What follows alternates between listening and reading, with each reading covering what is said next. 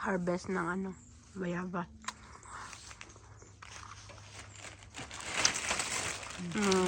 Dami. Wow. $20 na rin yan. Pag binili. Punta ko sa kabila.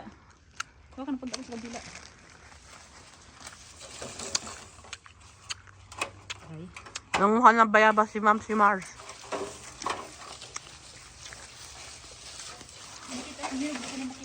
Harvest tayo ng bayabas.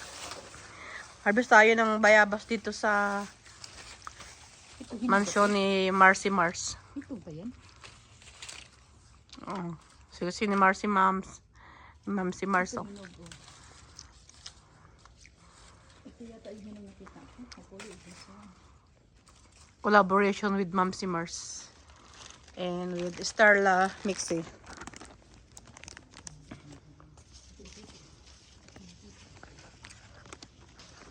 Hi guys. Kain tayo ng bayabas.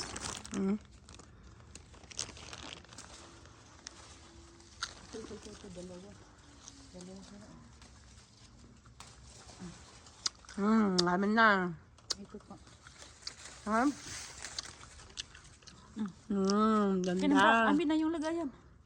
Ay, lagayan pala.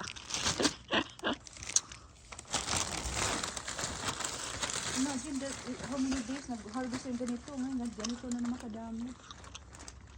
Wala na hinagdaan. Yummy. Wala, may nakita ka bang hinog? Wala na, no? Wala na, hirap pa.